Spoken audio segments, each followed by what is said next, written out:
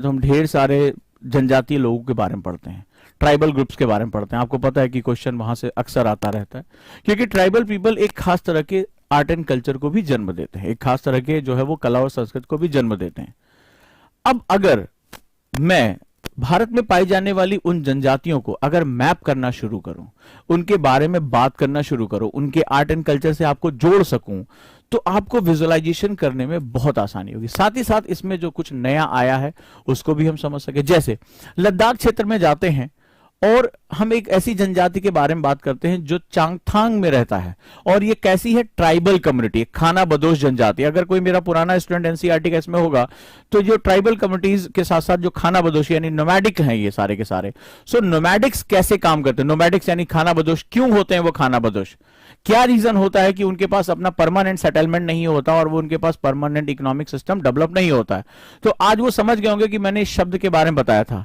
तो बेसिकली इससे आपको क्या हुआ कि आपने एक ही जगह पर वो सारा का सारा सिस्टम देख लिया, कौन कौन से सेगमेंट है। आप अरुणाचल प्रदेश में जाते हैं और एक ऐसे जनजाति, ऐसे ट्राइबल कम्युनिटी के बारे में जानते हैं जो मोन्यूल क्षेत्र में, एक पहाड़ी क्षेत्र में जो चीन के साथ लगने वाली सीमा है, वहां पर वो अपना निवास करता है।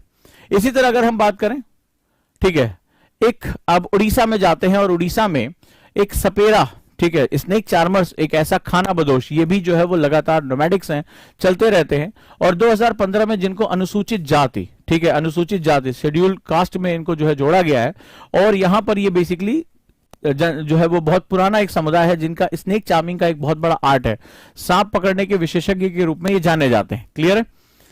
इसी तरह अगर मध्य प्रदेश में चलते हैं तो बैगा जनजातियों का प्राकृतिक आवास रहा राष्ट्रीय पार्क, वो नेशनल पार्क जहां पर एक खास तरह की जनजाति रहती है जो संरक्षित है, वो बैगा जनजाति। तो वो जगह कौन सी है और उसके बारे में हम क्या ले सकते हैं बात। मणिपुर की अगर हम बात करें तो यहां पर ऐसी आदिवासी बस्तियां जो पैती, हमार और गंगते, पैती, हमार और गंगते जनजातियां कहां पर रहती हैं, इनकी क्या खास बात है, ठीक है। तो मेरी क्लास हिंदी और इंग्लिश दोनों में होती है, राइट, इसमें टेंशन लेने की जरूरत नहीं है, हिंदी और इंग्लिश बोथ। अगर मैं साउथ में आता हूं, केरल में, तो एक आदिवासी जनजाति रहती कुमली। अब आपको यह पता चल जाएगा कि ये बेसिकली कहां रह रही, इनकी क्या खास बात है, इनका कल्चरल सेटअप क्या है, ये किस तरह के नृत्य, किस तरह का आर्ट एंड कल्चर ये अपने साथ कैरी करते हैं। यहीं केरल में अगर हम बात करें तो मुथुवन, ठीक है, एक ऐसी ट्राइब जिसका नाम मुथुवन है, और वो बेसिकली जो हमारे वाइल्ड लाइफ सेंचुरीज हैं, जो वन्यजीव अभयारण्य है, वहां रहती हैं। तो इनका क्या, ये पूरे ज्योग्राफी का हिस्सा है जिसको आप विजुअलाइज करते हुए इसको देख सकते हैं। गांधीनगर की बात करें, गुजरात के आसपास की, तो एक खास तौर पे एक जो है वो चरवाहा समुदाय है, एक हर्डर है यहाँ पे, जो बेसिकली कहां पर बन्नी घास भूमियां। तो अगर मैं तुमसे पूछूं कि बन्नी ग्रासलैंड्स, ये ग्रासलैंड्स हैं, एक खास तरह का क्लाइमेटिक सेगमेंट्स होता है, वो कहां पाया जाता है और ये चरवाहा समुदाय कहां रहता है। तो ज्योग्राफी पढ़ने का एक तरीका आपके पास ये भी है कि आप मैपिंग के माध्यम से ज्योग्राफी पढ़ सकते हैं। फॉर एग्जाम्पल मैं हिस्ट्री की बात करता हूं, अब मैं हिस्ट्री के बारे में बात कर रहा हूं और कल मैं यहां पर आपको इसके बारे में एक डिस्कस करना शुरू करूंगा। आपने बहुत सी चीजों के बारे में सुना होगा, फॉर एग्जांपल सुवर्ण रेखा नदी हो गई।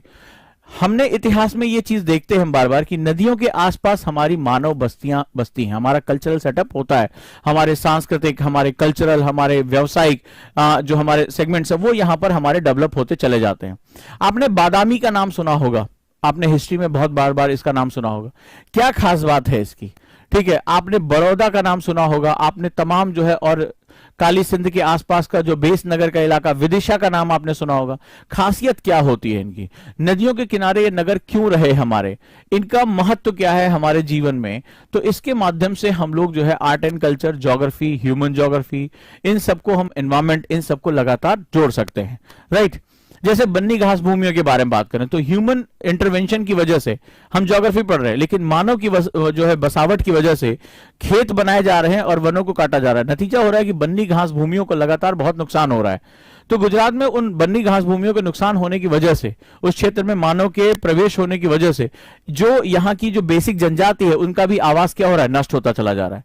इसकी वजह से आप लगातार जो है वो एक पॉइंट से दूसरे पॉइंट में इंटर करते चले जा रहे हैं। यही इस समय जो सबके जो शुरुआती मेरी क्लास होगी वो इसी तरह की क्लास होगी जहां पर मैं आपको मैपिंग जो है दूंगा, मैपिंग से लिंक करूंगा, आपको पूरी जर्नी यानी एनवायरमेंट की जर्नी, ज्योग्राफी की journey, human geographic journey, art and culture और हिस्ट्री, ये सब एक साथ कनेक्ट होती चली जाएगी। सब्जेक्ट को आप कनेक्ट करना सीख जाएंगे और आप एक पॉइंट से दूसरे पॉइंट पर एंटर कर जाएंगे।